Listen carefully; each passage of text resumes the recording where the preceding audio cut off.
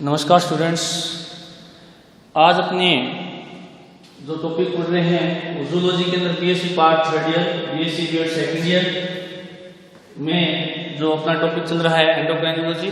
और एंडोक्राइनोलॉजी जो है उसका अपने आज पार्ट 6 करने जा रहे हैं। देखिएगा स्टूडेंट्स, कल अपने जो मैकेनिज्म पढ़ा था कि हार्मोन्स किस प्रकार से कार्य करते हैं, थोड़ा सा मैं रिवाइज कर देता हूँ। कल की जो क्लास दी थी एंडोक्राइनोलॉजी के अंदर, उसके अंदर अपने मैकेनिज्म देखा था कि मैकेनिज्म क्या है हार्मोन्स का। तो हार्मोन के मैकेनिज्म के बारे में बताया था कि ये 3 प्रकार से अपना कार्य करते हैं हार्मोन टारगेट ऑर्गन की सेल्स में जाकर के। पहला कार्य मैंने बताया था चेंज इन परमेबिलिटी, चयनात्मक पारगम्यता में परिवर्तन करके, यानी उसकी जो कोशिका की पारगम्यता है उसमें चेंज कर देते हैं। दूसरा तरीका मैंने बताया था कि कुछ हार्मोन्स जो स्टेरॉइड लेवल के होते हैं वो सेल मेम्ब्रेन के अंदर जाकर के रिसेप्टर प्रोटीन से अपना कॉम्प्लेक्स बना करके, और ये कॉम्प्लेक्स जो है रिसेप्टर प्रोटीन और हार्मोन का, ये फिर केंद्र में न्यूक्लियस हो जाकर के जो डीएनए है उस डीएनए के अंदर परिवर्तन कर देता है। तो 2 नंबर पे अपने ये देखा था। और 3 नंबर पे अपने देखा था कि जो हार्मोन्स होते हैं, खासकर जो प्रोटीन हार्मोन्स होते हैं, वो क्योंकि सेल मेम्ब्रेन को क्रॉस करके उसके अंदर नहीं जा पाते हैं साइटोप्लाज्म में, तो वो बाहर रहते हुए किसी भी कोशिका के लिए प्राइमरी मैसेंजर का कार्य करते हैं, और वो अंदर जाकर के वो हार्मोन जो है वो यूँ कह सकते हैं कि जो सेल मेम्ब्रेन है उससे चिपके हुए रहते हैं, और वहीं सेल मेम्ब्रेन पर बाहर चिपके हुए रह करके जो रिसेप्टर प्रोटीन्स हैं वो अंदर की ओर एडेनिलेट साइक्लेज एंजाइम को एक्टिवेट कर देते हैं। और एडेनिलेट साइक्लेज जो एंजाइम होता है वो एटीपी को सीएमपी में चेंज कर देता है, साइक्लिक एडिनोसिन मोनोफॉस्फेट में चेंज कर देता है, जिससे जो एटीपी से साइक्लिक एएमपी का निर्माण होता है वो साइक्लिक एएमपी जो है आगे जाकर सेकेंडरी मैसेंजर के रूप में कार्य करती है, और कोशिका की जो फास्फोरिलीकरण क्रिया है उसमें परिवर्तन करके नए एंजाइम्स का निर्माण करती है, जिससे उपापचय क्रिया में परिवर्तन आ जाता है। तो कल हमने तीनों मैकेनिज्म देखे थे कि किस प्रकार हार्मोन्स अपना कार्य करते हैं। आज अपने जो बात करने जा रहे हैं कि जो हमारे शरीर के अंदर ग्लैंड्स जो हैं, एंडोक्राइन ग्लैंड्स हैं, वो कौन कौन सी हैं, कितनी हैं। तो वैसे तो अपने ये बात कर चुके हैं कि जो एंडोक्राइन ग्लैंड्स होती हैं वो अंतःस्रावी ग्रंथियाँ शरीर के अंदर बहुत प्रकार की हमारी पाई जाती है। जो आप 8th क्लास से 9th क्लास से 10th में 11th में 12th में पढ़ा है आपने, उन्हीं को बस थोड़ा सा हमें डिटेल में पढ़ना है यहाँ पर बीएससी के अंदर। तो हमने जो ग्लैंड्स पढ़ी आज तक वो पढ़ी हैं पिट्यूटरी ग्लैंड,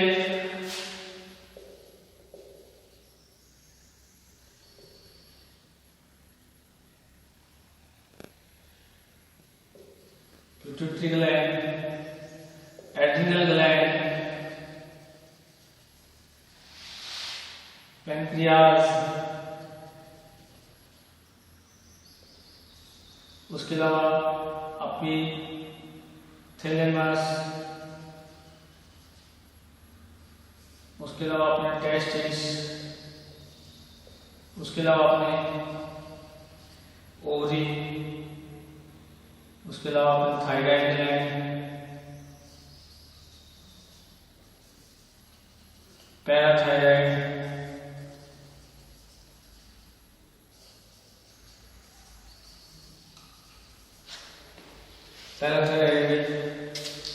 उसके अलावा अपने placenta, pineal gland,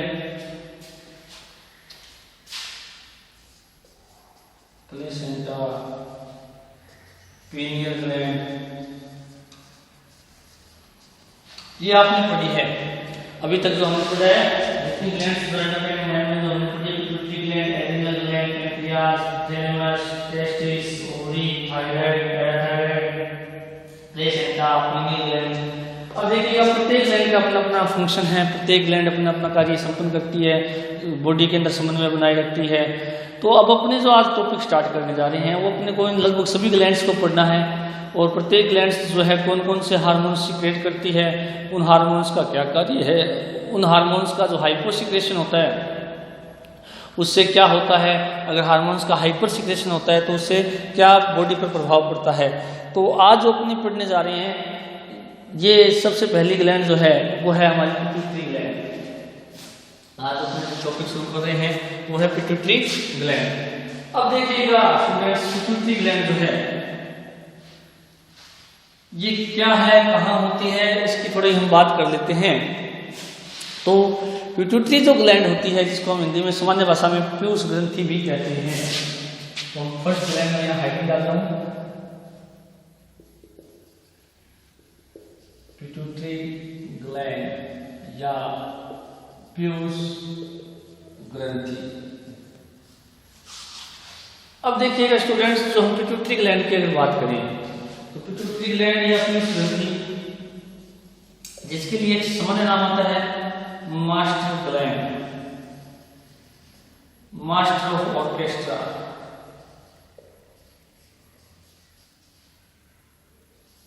master of orchestra, ये नाम इसमें क्यों लिए जाते हैं? तो मास्टर ग्लैंड या मास्टर ऑफ ऑर्केस्ट्रा क्या है? मास्टर ग्लैंड का मतलब ये होता है कि वह ग्रंथि जो एक मास्टर की तरह कार्य करते हुए अन्य सभी ग्रंथियों का नियंत्रण करती है, इसलिए उसे मास्टर ग्लैंड कहा जाता है। इसलिए इसे क्या कहा जाता है? मास्टर ग्लैंड कहा जाता है, क्योंकि ये ग्रंथि अन्य सभी ग्रंथियों का नियंत्रण या समन्वय बनाए रखती है, इसलिए इसको मास्टर ग्लैंड कहा जाता है। मास्टर ऑफ ऑर्केस्ट्रा क्या होता है? देखिएगा कि मास्टर ऑफ ऑर्केस्ट्रा, ऑर्केस्ट्रा का मतलब होता है संगीत या वाद्य यंत्र बजाने वाले लोगों का समूह है। उस वाद्य यंत्र बजाने वाले जो कलाकार होते हैं वो भिन्न भिन्न प्रकार के वाद्य यंत्र एक साथ तालमेल से बजाते हैं, यानी एक साथ समन्वय से बजाते हैं। तो उन कलाकारों का समूह है जो कि वाद्य यंत्र बजाते हैं, उन्हें ऑर्केस्ट्रा का समूह कहा जाता है। और हमने कई बार देखा है कि ऑर्केस्ट्रा समूह में सामने एक व्यक्ति, उनका जो हेड होता है, जो मास्टर होता है, वो सीढ़ी लिए खड़े रहता है, वो सीढ़ी को बार बार हिलाता है, जिससे जो सामने बैठे वाद्य यंत्र बजाने वाले जितने भी कलाकार हैं वो एक निश्चित सुर और ताल से अपना वाद्य यंत्र बजाते हैं। ये बात हमने देखी है कई बार। तो देखिएगा जो ऑर्केस्ट्रा का ग्रुप है या जो कलाकारों का ग्रुप है, उनको भी एक मास्टर समन्वय बनाए रखने के लिए एक छड़ी की सहायता से उनको बार बार आदेश देता रहता है, जिसके अनुसार वो अपना संगीत बजाते हैं। तो ठीक वही बात हमारे शरीर के अंदर भी लागू होती है। हमारे शरीर के अंदर बहुत सारी ग्रंथियां मैंने भी गिनाई है, जैसे thyroid, parathyroid, placenta, adrenal gland, अभी हमने देखी है थाइमस, ये टेस्टिस, सभी ग्लैंड्स हैं। पर सबसे बड़ी जो ग्लैंड है पिट्यूटरी ग्लैंड है, क्योंकि ये जितने भी ग्लैंड्स हैं और इनके द्वारा जितने भी हार्मोन्स स्रावित होते हैं वो सभी पिट्यूटरी ग्लैंड के आदेश के द्वारा स्रावित होते हैं। तो कहने का मतलब ये हुआ कि पिट्यूटरी ग्लैंड जो है अन्य सभी ग्रंथियों के ऊपर अपना समन्वय बनाए रखती है, इसलिए इसको मास्टर ग्लैंड कहा जाता है। अब देखिएगा स्टूडेंट कि पिट्यूटरी ग्लैंड जो है इसकी हमारे शरीर के अंदर पोजीशन क्या होती है, कहाँ पर ये पाई जाती है। तो सबसे पहले मैं बता देता हूँ इसका जो सामान्य नाम याद रखने की बात है, क्योंकि कई बार कंपटीशन के एग्जाम में पूछा जाता है कि मास्टर ग्लैंड या मास्टर ऑफ ऑर्केस्ट्रा किसको कहा जाता है, तो पीयूष ग्रंथि को कहा जाता है। क्यों कहा जाता है ये मैंने अभी आपको बताया। अब देखिएगा इसका यदि हम थोड़ा सा पोजीशन की बात करें, तो पोजीशन की यदि हम बात करें तो पीयूष ग्रंथि जो है आप देख सकते हो कि ये जो है शरीर के अंदर, ये जो है शरीर के अंदर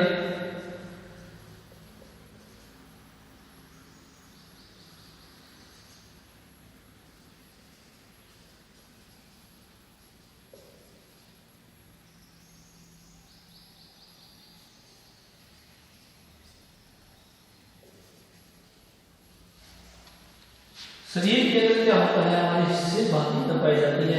सिर यानी ब्रेन, थोड़ा स्थिति में दिखाने की कोशिश कर रहा हूँ आपको। ये हमारा ब्रेन है, ब्रेन का यहाँ सेरिब्रल हेमिस्फीयर दिख रहा है आपको स्पष्ट एकदम। तो सेरिब्रल जो हेमिस्फीयर है यानी कि हमारा मस्तिष्क जो है 3 भागों में बटा हुआ है, अग्र मस्तिष्क, मध्य मस्तिष्क और पश्चिम मस्तिष्क। तो ये जो हमारे ब्रेन का अग्र भाग है, जो ब्रेन का अग्र भाग होता है उसका जो सबसे पीछे का भाग होता है डायनेमिक सिस्टम के पास हाइपोथैलेमस स्थित होती है। हाइपोथैलेमस के ठीक नीचे एक इनफंडिबुलम यानी एक वर्ण की सहायता से हमारी पिट्यूटरी ग्लैंड लगी होती है या अटैच रहती है।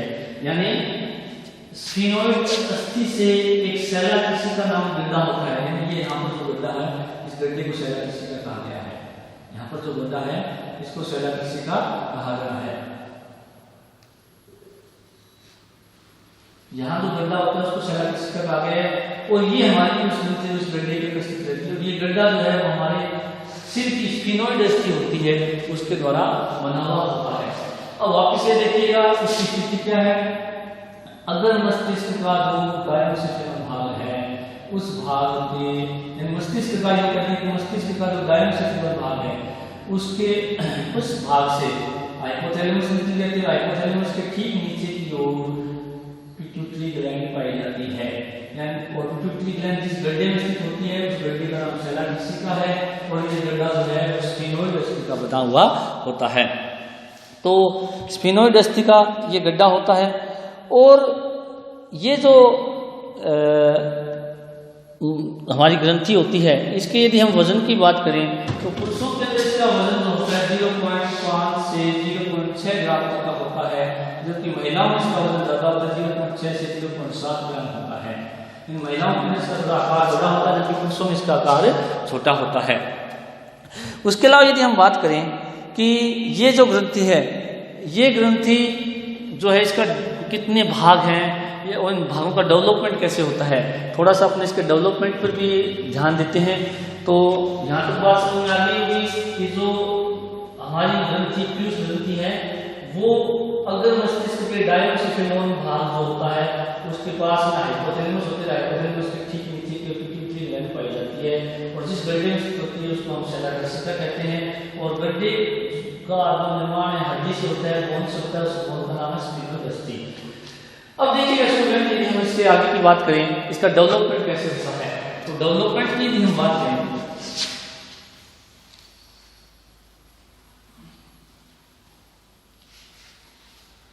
तो देखिएगा इसके जो पीयूष ग्रंथि है इसको दो भागों में बांटा गया है, एडिनो हाइपोफाइसिस और न्यूरो हाइपोफाइसिस।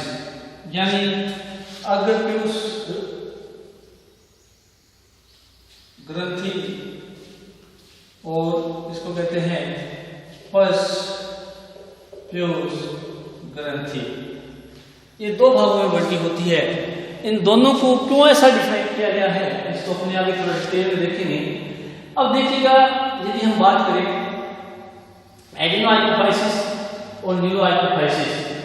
एडिनो हाइपोफाइसिस को हिंदी में कहा जाता है अग्र पीयूष ग्रंथि और न्यूरो हाइपोफाइसिस को कहा जाता है पल्स पीयूष ग्रंथि। अब देखिएगा कि यदि हम बात करें एडिनो हाइपोफाइसिस इसका जो डेवलपमेंट होता है भ्रूणीय निर्माण होता है वो एम्ब्रियोनिक स्टेज में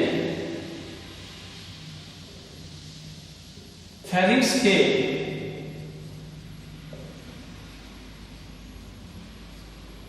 रैप के पाउच द्वारा होता है। एडिनो हाइपोफाइसिस जो होता है इसका निर्माण भ्रूणीय अवस्था में जो हमारी फेरिंक्स होती है तो फेरिंक्स के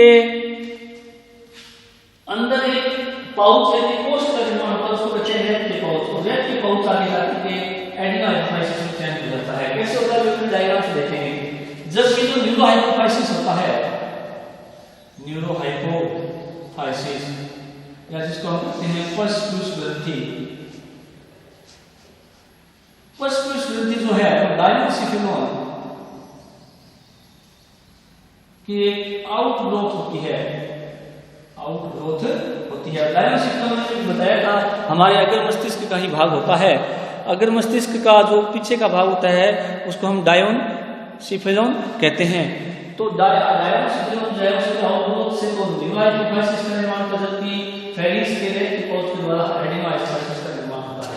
अब देखिएगा स्टूडेंट्स अपने इस डायग्राम से इसको अच्छे से समझ सकते हैं।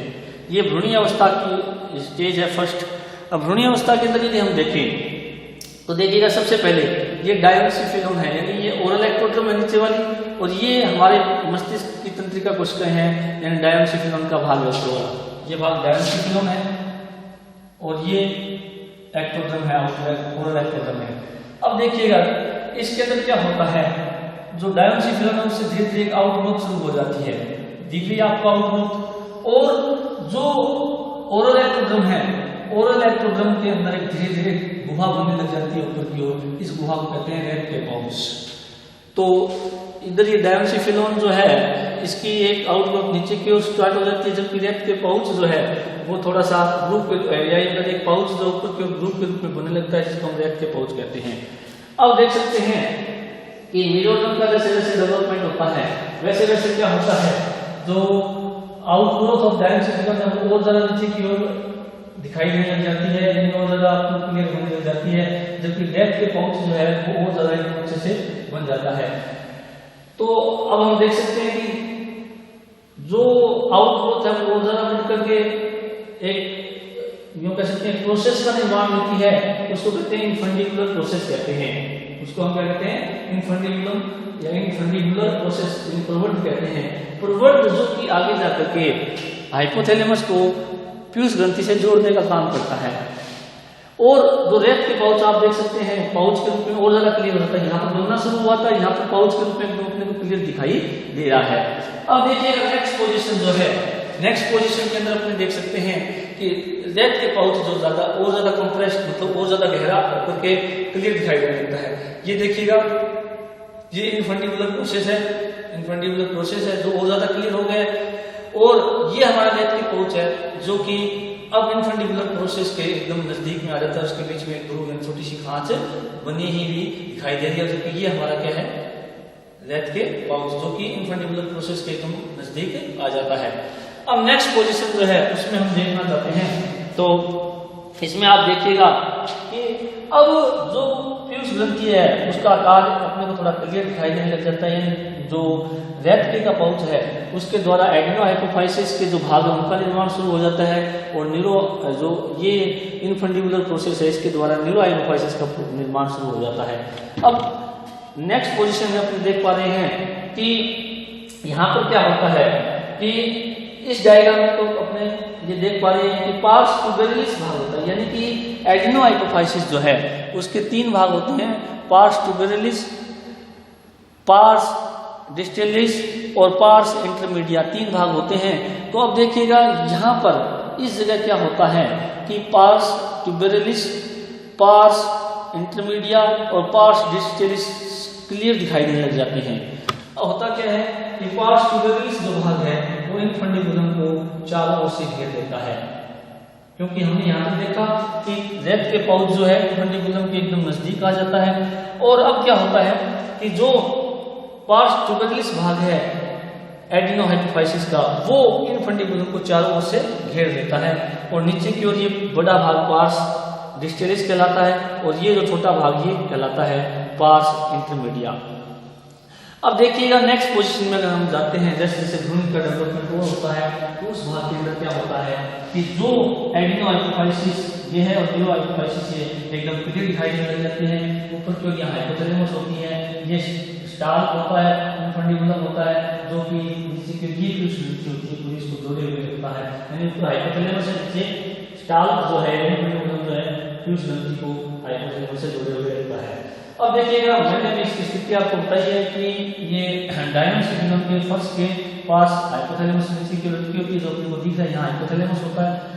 अब देखिएगा स्टूडेंट्स कि इस प्रकार से अवस्था जब आती है भ्रूण का डेवलपमेंट होता है तो पूरी पीयूष ग्रंथि का निर्माण हो जाता है। तो इस प्रकार इस डायग्राम से शो हो रहा है कि एडिनो हाइपोफाइसिस जो है उसका निर्माण एम्ब्रियोनिक स्टेज में फेरिंग्स के रैट के पाउच के द्वारा होता है। किस प्रकार होता है वो उसमें देखा है। और जबकि न्यूरो हाइपोफाइसिस का निर्माण जो है या पश्च पीयूष ग्रंथि का निर्माण डायनोसिफिलम के आउटग्रोथ से होता है। तो ये अपने को क्लियर दिख रहा है भ्रूणी अवस्था में ये डायनोसिफिलम की आउटग्रोथ है जो आगे जाकर के न्यूरो हाइपोफाइसिस का निर्माण कर रही है, जबकि ये रैट के पाउच है जो आगे जाकर के एडिनो हाइपोफाइसिस का निर्माण करता है। अब देखिएगा स्टूडेंट्स यदि हम इसके स्ट्रक्चर की बात करें, अब यदि हम पीयूष ग्रंथि की स्ट्रक्चर की बात करें, क्योंकि पीयूष ग्रंथि अपने आप में एक बहुत बड़ी ग्रंथि ग्रंथि है जो पूरे शरीर के सभी अंगों और सभी ग्रंथियों का समन्वय बनाए रखती है, कंट्रोल किए रखती है। तो पहले हमें इसके स्ट्रक्चर को समझना थोड़ा आवश्यक है। तो स्ट्रक्चर को समझने के लिए मैं थोड़ा सा इसका क्लियर डायग्राम आपको बना करके समझा रहा हूँ, तो उसको आप थोड़ा सा देखिएगा ध्यान से।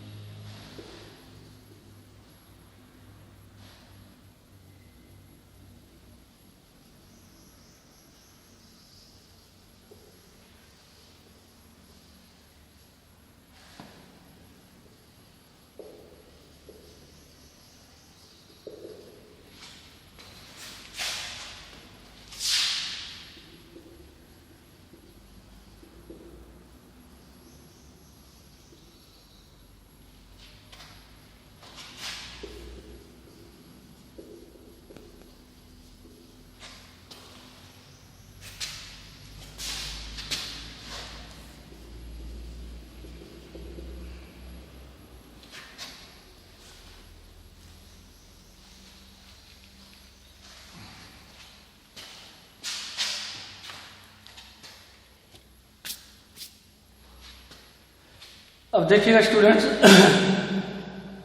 हम बात कर रहे हैं अपनी ग्रंथि स्ट्रक्चर की, स्ट्रक्चर ऑफ पिट्यूटरी ग्लैंड।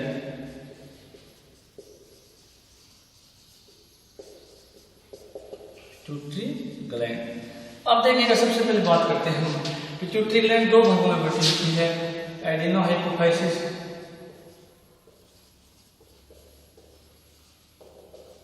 अग्रकोश ग्रंथि जिसको कहते हैं, और दूसरा है न्यूरो हाइपोफाइसिस जिसको हम पश्चपीयूष ग्रंथि कहते हैं। अब देखिए मैं आपको यहाँ पर ये बताने का प्रयास करूंगा कि दोनों की संरचना में कौन कौन से पिंड भाग देते हैं और इनका जो एक आउटलाइन हम बात करें कि कंट्रोल कैसे होता है या इनका कंट्रोल कौन करता है। तो सबसे पहले बात करते हैं एडिनो हाइपोफाइसिस की। तो एडिनो हाइपोफाइसिस है, इसके 3 भाग होते हैं। पहला है पार्स ट्यूबेरिलिस, पार्स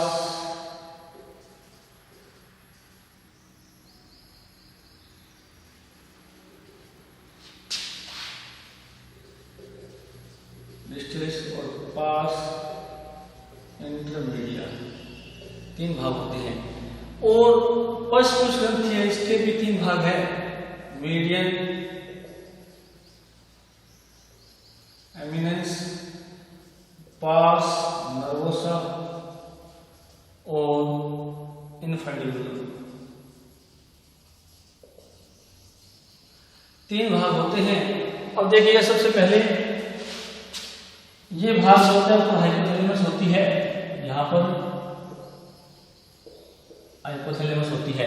हाइपोथैलेमस के फर्स्ट भाग से ठीक नीचे की ओर पीयूष ग्रंथि लटकी होती है। और पीयूष ग्रंथि का जो सबसे बड़ा भाग होता है, अगर भाग होता है, ये लगभग 75 से 80% भाग होता है, जबकि 20 से 30% भाग यानी 70 से 80% भाग ये होता है, बड़ा भाग होता है। और 20 से 30% भाग होता है वो पश्चपीयूष ग्रंथि का होता है। अब देखिएगा सबसे पहले बात करते हैं कि अगर पीयूष ग्रंथि जो है 3 भागों में बंटी होती है। सबसे पहले ये भाग जिसको कहते हैं पार्स ट्यूबेरिलिस, ये बड़ा भाग पार्स डिस्टिलिस, और इन दोनों के बीच का भाग जो होता है वो पार्स इंटरमीडिया होता है। पार्स इंटरमीडिया जो वो दिख रहा है। और यहाँ पर एक छोटी सी दरार होती है जो लेफ्ट की पहुंच की होती है, इसको क्लेफ्ट कहा जाता है। और अब यदि हम बात करें अगर पीयूष ग्रंथि, तो अगर पीयूष ग्रंथि जो है वो अपने हार्मोन्स खुद बनाती है और बना करके उनको रक्त में छोड़ती है। हालांकि इनका कंट्रोल जो है वो हाइपोथैलेमस के द्वारा किया जाता है। हाइपोथैलेमस के द्वारा रिलीजिंग फैक्टर्स का निर्माण होता है। वो रिलीजिंग फैक्टर्स जो होते हैं, यानी कि हाइपोथैलेमस जो है, hypothalamus releasing factors, releasing hormones provide करती है। वो हाइपोफाइशियल